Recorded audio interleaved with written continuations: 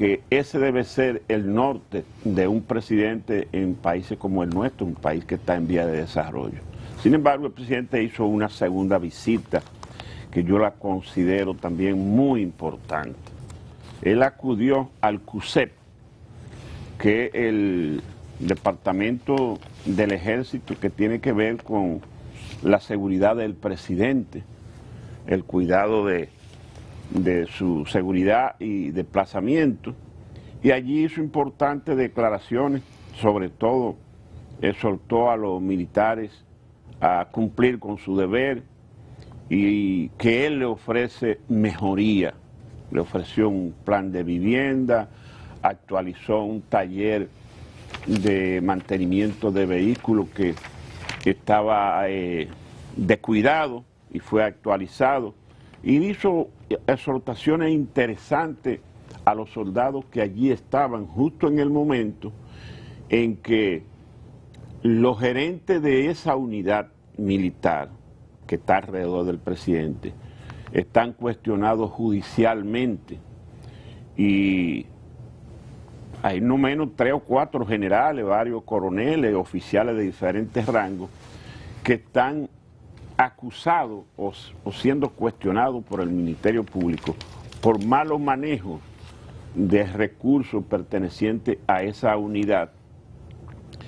Y con eso se ha creado una especie de rumor que va trascendiendo de cuartel en cuartel, en el sentido de que los militares no están conformes con el trato que se le ha dado a esos generales, a esos oficiales y soldados de diferentes rangos que están hoy en la justicia, están detenidos y guardando prisión. Rumores que usted ve en las redes, rumores que usted oye cuando se junta con militares, de un manifiesto disgusto por ese trato a los soldados, sobre todo los cercanos al presidente, cómo se ha desprotegido a un presidente que acaba de salir del poder y no tiene hoy un oficial de rango de general a su alrededor. Bueno, mire, es evidente que la visita del presidente de la República ayer al CUSEP guarda estrecho vínculo con lo que está sucediendo con la operación esta 5G, como le llaman. Sí. Es una reacción, entiendo que evidentemente a algo está pasando. ¿O a qué está pasando? ¿Cuál es el disgusto? Yo no creo que sea algo tampoco de preocupación desde el punto de vista de la estabilidad democrática. Yo creo que la obediencia de los militares al poder civil es algo que ya está totalmente consolidado en la democracia dominicana, pero hay servidores públicos que son militares y que también pueden sentirse mal. Y yo creo que si se sienten mal los militares, tendrían razones para eso. Y vuelvo y repito algo que siempre he dicho cuando se producen estos casos y uno hace críticas a actuaciones del Ministerio Público. Esto no es un tema de pretender impunidad. No importa el rango, no importa la posición, no importa la jerarquía militar o civil que pueda tener una persona política. El que tiene la responsabilidad de dirigir fondos públicos y de manejar fondos públicos tiene que responder por su uso y su mal uso en caso de que lo haya cometido alguna indelicadeza o algún acto abiertamente ilegal. Pero todo tiene formas de hacerse. Y lo que se está haciendo con los militares en sentido general es un golpeo. Le voy a poner 2 cosas fundamentales. Uno, usted mencionaba el caso de los 2 oficiales generales que estaban asignados a la custodia del presidente saliente, del expresidente de la República. Bueno, aquí, por ley, a los expresidentes les corresponde una escolta. Eso siempre ha sido así y desde hace ya varios años incluso han sido oficiales generales. Antes no lo eran, pero ya desde hace algunos años han sido oficiales generales que son los mismos que le acompañaban cuando salieron y eran miembros del cuerpo de ayudantes militares, eran los jefes del cuerpo de ayudantes militares. El caso, por ejemplo, del actual ministro de Defensa.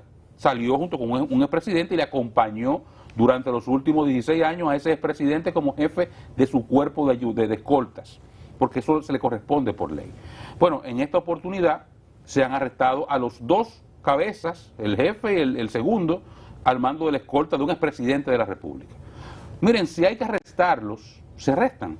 Primero, no parecería haber sido necesario porque eran gente que se habían presentado constantemente cuando fueron citados, que no hay razones para su arresto, no existen razones fácticas, pero sabemos cómo el Ministerio Público actúa, que eso es prisión preventiva, 18 meses, eso es una forma de actuar que ellos requieren, necesitan para su satisfacción personal, imagino, esas condenas previas. Pero hasta ese tipo de cosas se canalizan de forma adecuada. O sea, ¿qué esperaría el ministro de Defensa o el ministro o el director actual del CUSEP a quienes están asignados esos oficiales? Porque el CUSEP debe continuar manejando la seguridad de los expresidentes. ¿A qué se supondría que debió pasar? Bueno, que el Ministerio Público les avisara y les dijera, mire, sustituya a esos oficiales porque serán arrestados o han sido arrestados. Un trato de cortesía, hasta por un asunto de garantizar la seguridad, porque, reitero lo que decía creo que ayer, usted le puede caer mal o bien a Danilo Medina, pero Danilo Medina es un expresidente de la República y su seguridad es un tema de seguridad nacional. Entonces, son cosas que usted tiene que velar. Eso no se hace, no se hizo, y no se hizo con ninguno de los otros, que por cortesía debieron manejarse hasta por un asunto de elegancia y cuidado. Eso es una parte. Pero lo segundo, lo peor, es la campaña.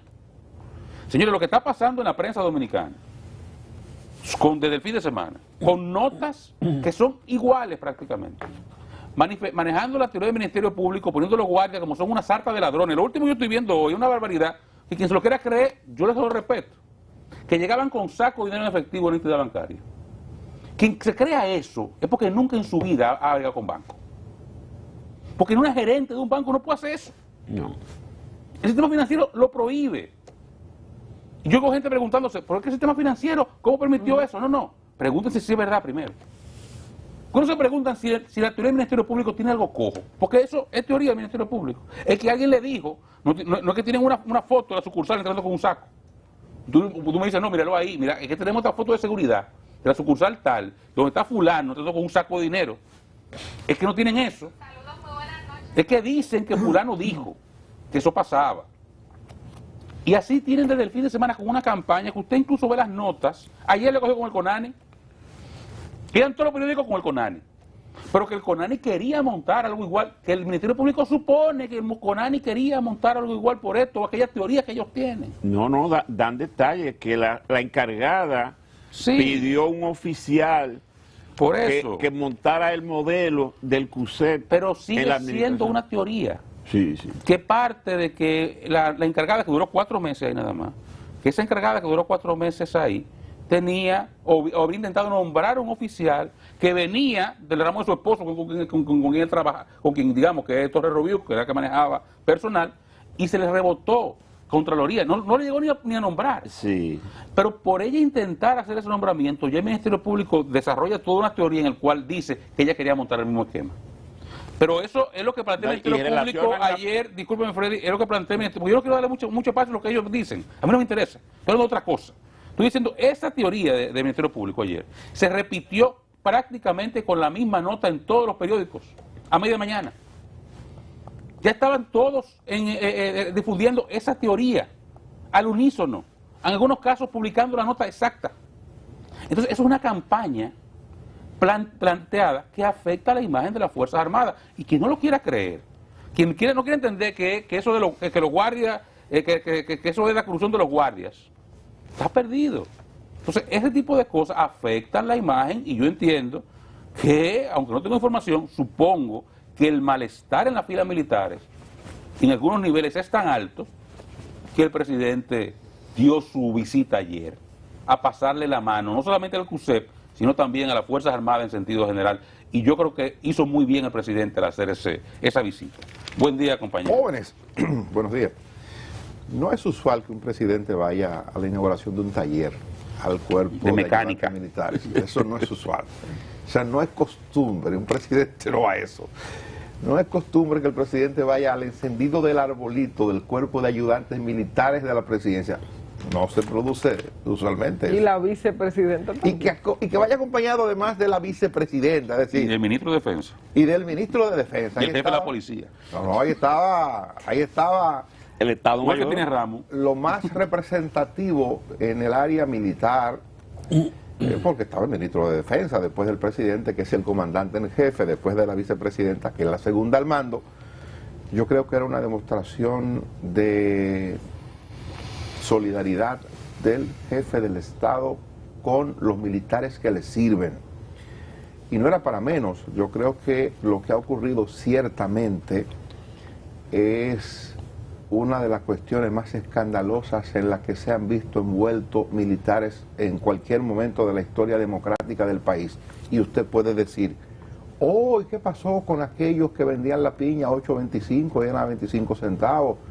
Claro, que usted se recuerda que había aquí un grupo de militares que se vieron involucrados en temas judiciales a partir de un asesor económico que tenía el presidente Jorge Blanco, ese asesor económico que tenía una agencia o una representación de una marca de vehículos, le mandaba vehículos a algunos generales que estaban en puestos clave, le decían al ministro o al secretario de las Fuerzas Armadas de entonces, que era como se llamaba, mire, júntese con fulano de tal, bébase un cafecito. Bueno, y hubo entonces un proceso que incluyó a quien fue jefe de las Fuerzas Armadas, el caso de Cuervo Gómez, todo el mundo lo recuerda, eso está ahí, historia. Pero en este caso tiene una dimensión mayor, porque fíjense ustedes, se trata de gente activa que están siendo apresadas, investigadas, y no es un general. El primero fue Cáceres, que fue el jefe, o era el jefe del cuerpo de ayudantes militares en el gobierno del presidente Danilo Medina, y era el custodia principal, el jefe de la seguridad del expresidente Danilo Medina.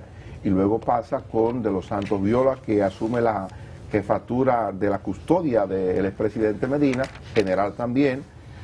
Bueno, el caso de Torre Robiú, que era el jefe de la policía turística del Sestur, bueno, Que había sido ratificado en este gobierno. que había sido ratificado en el gobierno del presidente Luis Abinader. Lo que significa que tiene relaciones y vínculos con los que están ahora dirigiendo. Se supone, porque para que lo ratifiquen, Acá. exactamente. No, demasiado obvio. Pero lo que quiero decir con esto es evidente que se ha producido un escándalo que empaña la imagen de las Fuerzas Armadas de la República Dominicana, sin duda. Eso está ocurriendo, y pienso que en medio de esa situación el presidente hace lo correcto, yéndole a pasar las manos a sus hombres, a los que les cuidan la espalda. Ese cuerpo, esa unidad donde el presidente estuvo ayer, es desde donde se coordinan las tareas de cuidado y protección del mandatario. Ahí en el cuerpo de ayudantes militares están los hombres y mujeres que tienen que ver con la responsabilidad de cuidar la integridad física del presidente de la República y de su familia. Eso se coordina desde ahí, opera así.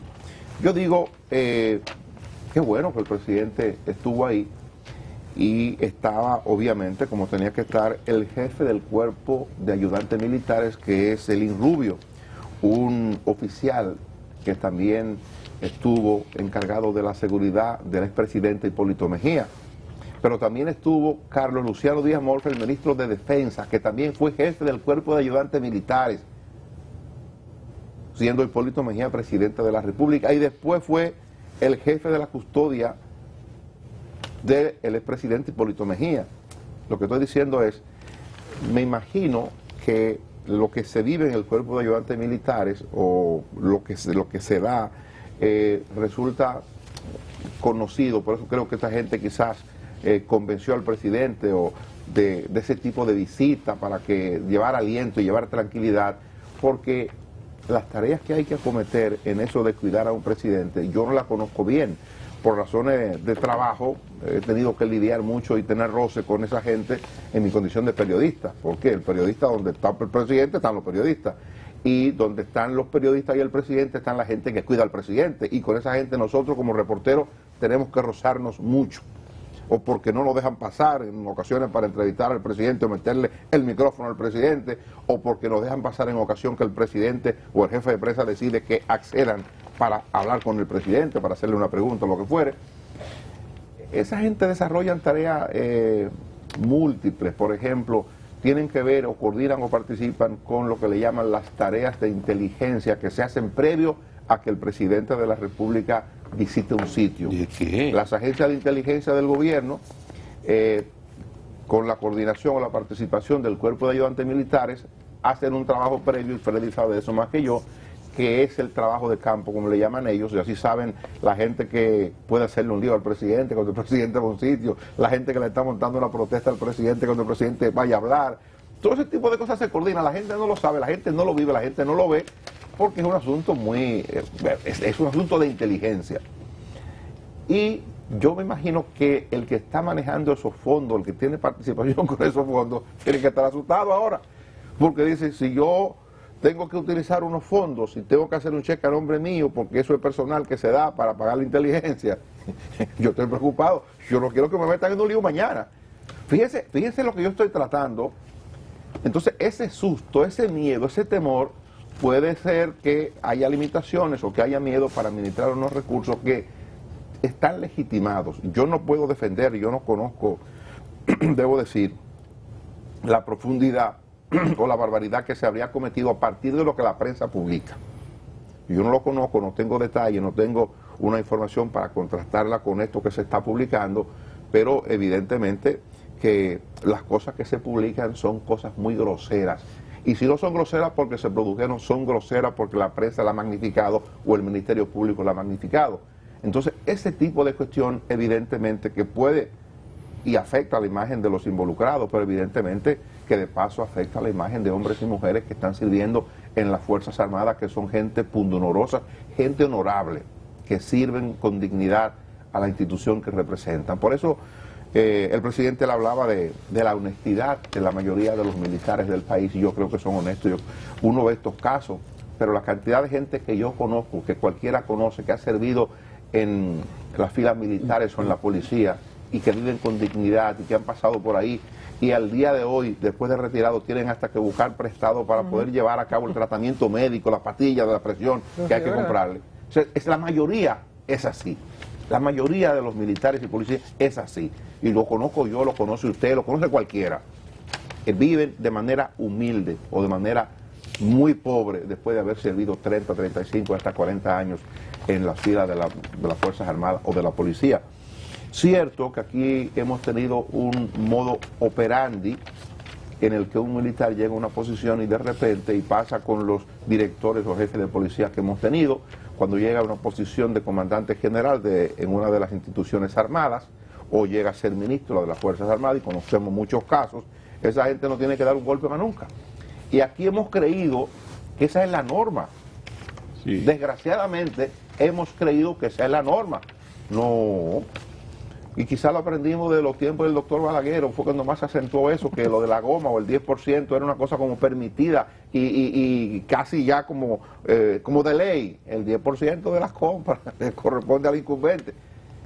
Pero creo que lo que está ocurriendo debe operar para bien. Y creo que lo que hace el Ministerio Público ahora, que puede, insisto, puede estar exagerando la nota, pero esto es bueno para lo que vaya a ocurrir a partir de ahora. Los militares que hoy están en posiciones de mando tienen que actuar con mucha cautela. Yo espero que eso no afecte la tarea de seguridad propia de un organismo como el Cuerpo de Ayudantes Militares, el presidente de la República.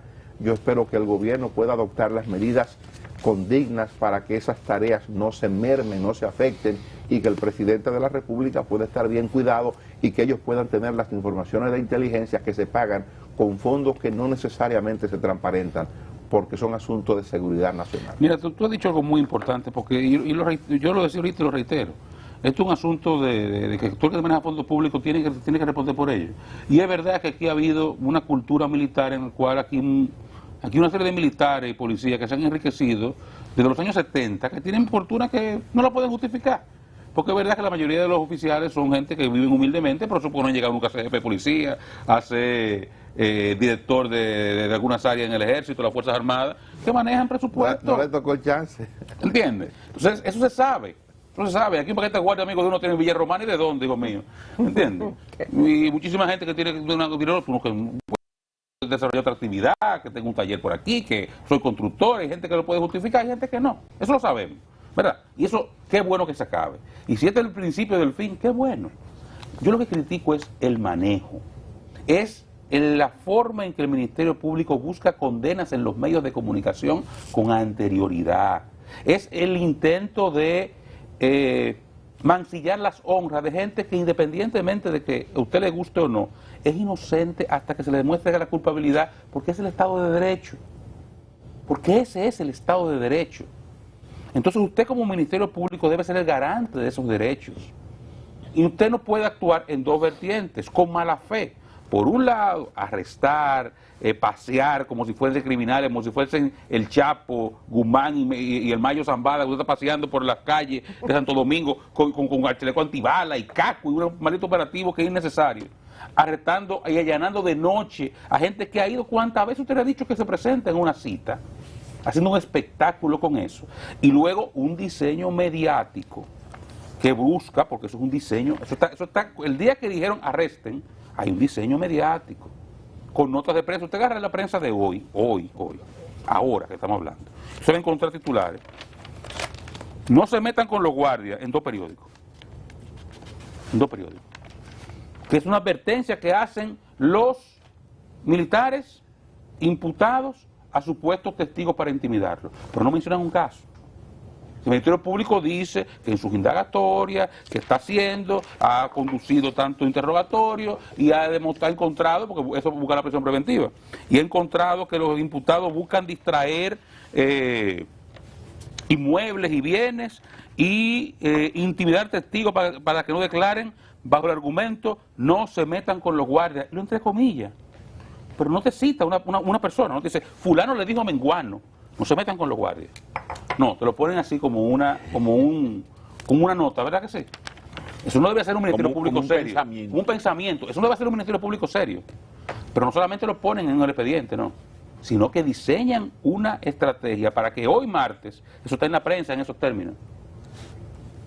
Igual como hicieron con Odebrecht, señores, por eso uno tiene calidad moral ahora para criticarlo, porque lo criticamos con Odebrecht. El mismo diseño y la misma prensa. Yo lo que digo es que yo, lamentablemente, creo que la última jueza con pantalones para decir al Ministerio Público, tu teoría del caso no es prueba. Y la libertad es la condición natural de los imputados. Estás en el Ministerio Público ahora. Pues yo dudo mucho que en este sistema de justicia haya un juez que le diga a estos ministerios públicos, porque ya están condicionados. Ya la prensa condicionó, esos son un grupo de ladronazos, señores, que se robaban 700 millones por aquí, que le cogían la leche de los niños del CONANI, que iban con saco a depositar en una entidad bancaria, saco de efectivo, que se robaron 4.500 millones de pesos, porque aquí los números son así de estrafalarios. Entonces ya hay un condicionamiento de una semana en la prensa para que la gente piense que esa gente es un grupo de delincuentes. Y ya le metan 18 meses de prisión preventiva en la costilla, que es una condena previa.